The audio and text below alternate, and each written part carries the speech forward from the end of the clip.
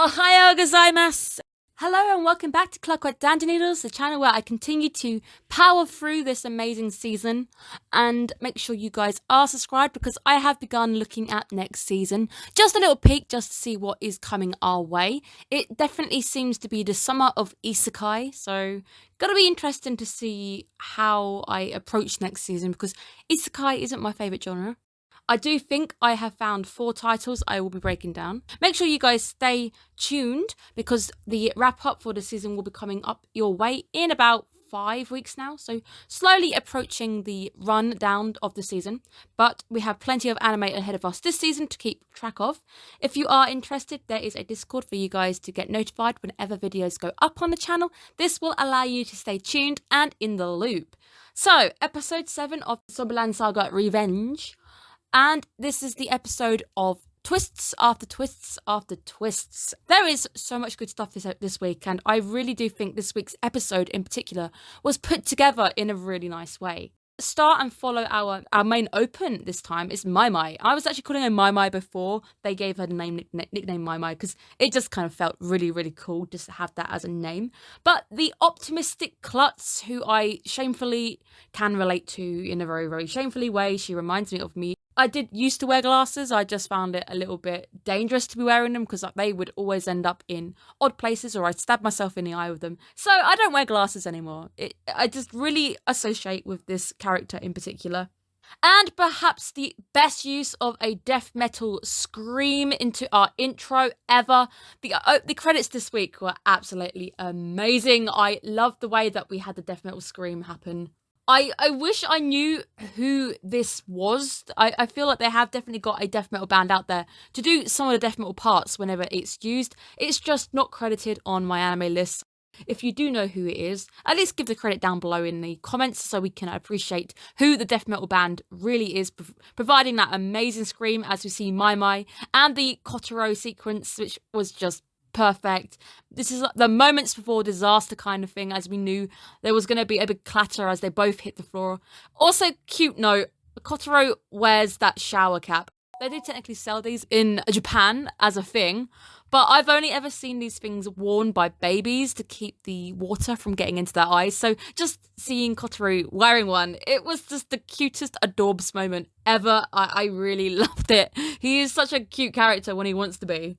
For us perhaps witnessing a death when I initially thought she had died, we were all pretty chill about it. But the moment when the new member, the zombie machine, is referenced, and I then start to wonder again, how does Kotaro make zombies? What would he have done if she actually had died? How would he have turned this inanimate corpse into, well, one of those girls?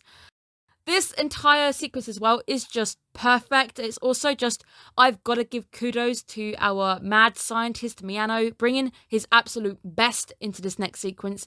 The way that the sequence just flip-flops and then suddenly turns into almost a psychological breakdown as he's like, well, no, I didn't do it. It wasn't me. Just the way that he can just handle the entire scenario where he started all cheerful going, here's a new member, and then it just breaks down into almost seemingly everyone looking at him as if he's murdered somebody, as if that's how he makes the zombies. It is such a good moment. I absolutely adored it. And it really was just an accident. I mean, he was kind of playing with his soap and then it dropped and then, well, you know, by accident, she ended up in the male bathroom anyway. It was a great sequence. Really enjoyed it. But it's been a while since we've seen the zombies absolutely terrified of unawakened, hashtag air quotes, zombies, where it is just the case that she is just been mummified and she can't really say anything. Mai Mai is the most chill person ever to be told, oh yeah, you have died and you're now dead, even though she isn't and she believed that she was. But she's super chill with it. She's like, oh, have I died? Kotaro definitely messed up, and he messed up by bringing her in. It now means that there's an extra person now who knows the secret. It's Kotaro, her, and the band now. At this point, I did note that the glasses were missing, so I did wonder if they were going to use the gag that she just couldn't tell they were zombies because she didn't have the glasses on, and it was going to be a case that she only saw Franchouchous, but they were a Franchouchous style blur. But it does seem that I guess she doesn't got that bad eyesight because even without the glasses, she does note that they are zombies. Absolute kudos for the band, their group. I call them a band, their group. The group even recognising their fans, being able to pinpoint that this is a girl that they do see in the audience quite a bit. I like that. I do like that because they are a pretty smallish band. I say small, but every episode this season they've been growing bigger and bigger. But they do at this point have the ability to recognise the familiar members of the audience who have been cheering them on. But the secret is officially up. My Mai is now still super chill with the idea that, oh, cool, you're zombies. Never mind. If they're zombies the way that they are, I guess I would be chill too, because they're not exactly Resident Evil style zombies that are coming after my brain or just suddenly breaking speed after me, coming to like kind of chase me down. I feel like I'd probably be pretty chill with it too. She may be chill. However, let's go back to our boy Kotaro having a complete breakdown, asphyxiating during this sequence. And that was a hard word to say. That was many takes of me trying to say asphyxiation there. But I love the fact that you can even hear him over everybody else just talking normally. He's just kind of going, I love him. I love him to pieces. I feel like without Kotaro, Franchouchous would still probably just be another idol anime with a bit of a heavy metal twist. I feel like Kotaro really, even though he's not a member of the band, he is equally as important to this anime than all the other members are as well. I feel like he's a member that we could not do without. This whole episode I feel like is toying the idea, kind of getting us used to the idea that what happens when everybody finally works out that they're zombies, because it's definitely a case of when and not if, because especially with the preview for the next episode, we seem to be getting closer and closer to having this secret pretty much revealed. Kotaro doing the bow while seated. Oddly enough, I first looked at the screen and I thought something looked a bit weird with the way he was doing it. So I tried to also do the complete bow. I can do it. I can actually do it. So for some reason, I thought it looked weird. It is actually doable and it's not as weird as it looked. It just looked really weird just seeing him doing it. So welcome Mai Mai in on the new zombie secret and a new temporary member, a member who's going to be in it as quick as she then leaves.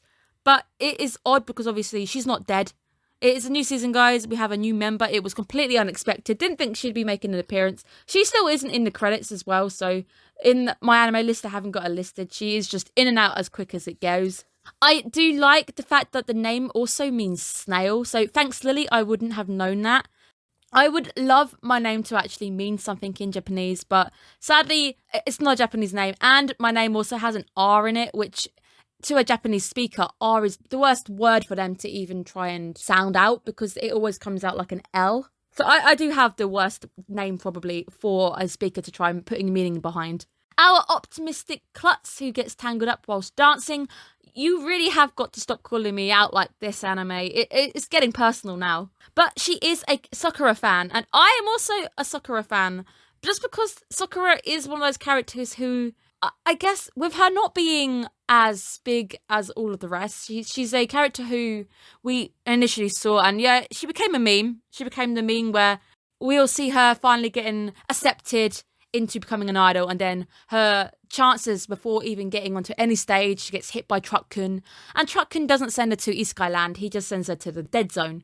She's a character I really do like. I really do appreciate Sakura for who she is, but she definitely is one of our younger characters. She's one of the younger idols who died before any potential happened, so the fact that Mai Mai also appreciates Sakura is really, really nice. It's also a nice little moment because Mai Mai references the closing concert that ended season 1. So a nice little flip back to remind us of that sequence itself. The entire stage just imploded around them and it was just the guys performing in the dark. And it still is one of those moments I remember because it's just Sakura just singing her heart out in the darkness, just kind of continuing and not giving up. A fantastic moment that I can't never forget. Even though some of this first season is a bit of a blur because it's been a while since I've seen it, performance, that concert is something that will stick with me. Mai Mai's debut. It is approaching really fast. We're now going to have a school concert. I think it's great that we're going to be doing something a little bit different, appealing to a different type of audience this time as well. She isn't in any of the cutscenes, which kind of gave me a few hints that it may not be a permanent thing, because normally we get the cutscenes and all of our band members are up to something, but she's not actually in them. But Mai Mai is absolutely full of drive. She just has 2 left feet. I felt myself rooting for her because she was just such a character who just wanted to keep going and going, and she wasn't giving up. She wasn't letting falling over just getting her way. She wasn't going to give up. Kotaro seducing the head teacher was completely unexpected, and it just really made me wish there was a Kotaro Otome game out there. Thank you, Kotaro. It was an unexpected moment, which I really appreciate. Where Sakura gives us a bit of a reverse situation where when she was alive, she said that she felt dead on the inside, but now she truly is dead. She has never felt so much more alive inside because she is now getting her second chance. And this is all about that second chance. It's been a while since we've touched perhaps the storyline that interests me the most. That is Kotaro and Sakura. This is a line where the link has been teased before, the fact that she would give him CDs, I think somebody would borrow CDs from one or the other. I'm not sure who, I can't physically remember. I really do have to go back and quickly check. These two were both in the same school at the most, maybe even in the same year. It's just this link. It's the idea that Kotaro gave her that second chance. Perhaps he always believed in her. He always kind of saw that potential. And this whole Zombieland Saga, the bringing people back from the dead, is perhaps something that he's maybe done because he believed in her. And Kotaro is seen staring into the empty classroom, while Sakura tells us I used to be practicing in the corner of an empty classroom. Again, there is our little link, something more for me to add to that little storyline, which I hope one day we do get more information on, because there's definitely a link between the two. We just don't have too much information. Unless you're a manga reader, then obviously you know. But I haven't read the manga, I haven't really touched it, and it's an anime I like to just chill out with, so it's not one I think I'm going to be reading the manga to anytime soon. During the speech, Sakura gives us the entire heart, the nature of Franchouchous, maybe even her own heart. It's the idea of never giving up.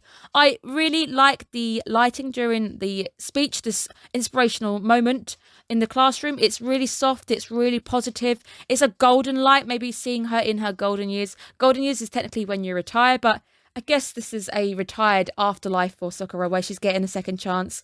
Gold as well is very a positive colour, it represents success. So hopefully it means our girls are going to be successful in their afterlife. But Sakura being an absolute inspiration, where we get a little hint that something might be up when Mai gets a bit of an odd reaction to this and ends up with Sakura saying perhaps my most favourite line of this episode, "You forgot something! Me!" I like that because she just kind of walks off and leaves poor Sakura behind. That was our little hint that something may be going down. New song. The song is perfectly geared to our new target audience. I like it. You can definitely see that Kotaro has been busy making this song and he's put it together pretty quickly, to be fair.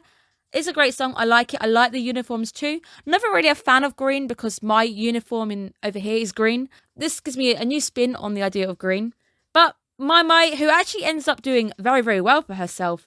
The debut goes great. But so does the graduation. She is definitely going to be one of those quickest members in history. Reminded me of a few of those bands who end up cycling through members really, really quickly as well. You have to feel for the audience as well, who at this point must have whiplash because you suddenly welcomed this new member and now you're departing this new member. She's gone again. It's just as well the unison in the hall, everyone suddenly going, eh? I like that. It's great. The graduation song they sing as she leaves, which is, I think it's Fading Light. I feel like this is actually the graduation song that Japanese students do sing when they graduate.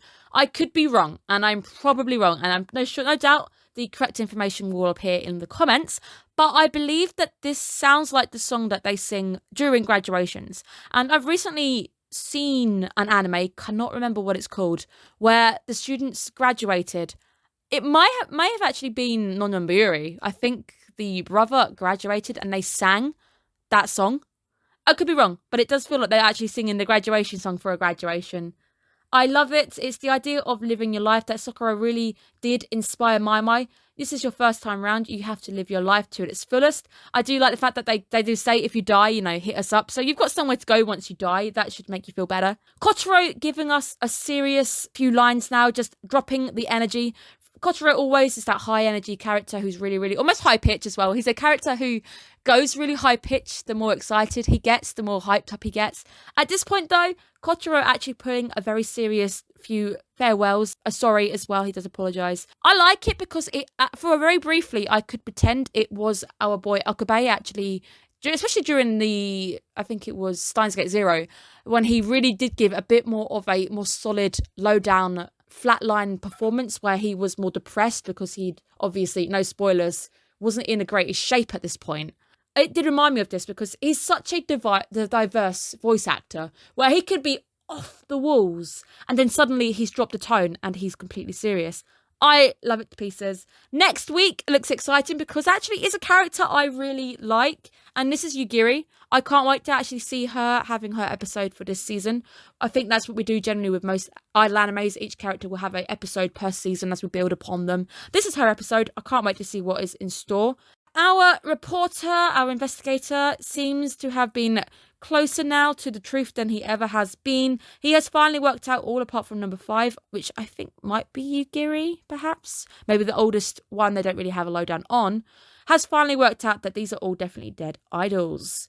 It's getting tense, and I think this week's episode was, even though it was a nice light-hearted episode, it was essentially Mai's episode, a bit of a Sakura episode. I believe this also is teasing the idea of a reveal. It's teasing just, this is what could happen, this might happen eventually. It's teasing the idea of what's actually going to happen when we finally get the big reveal, when someone works out and tries to tell the world, these guys are zombies.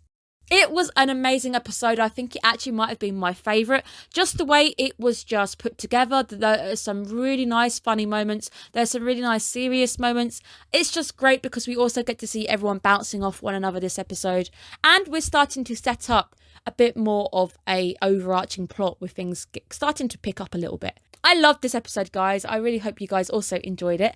I will be seeing you guys again shortly. So make sure you're taking care of yourselves, guys. And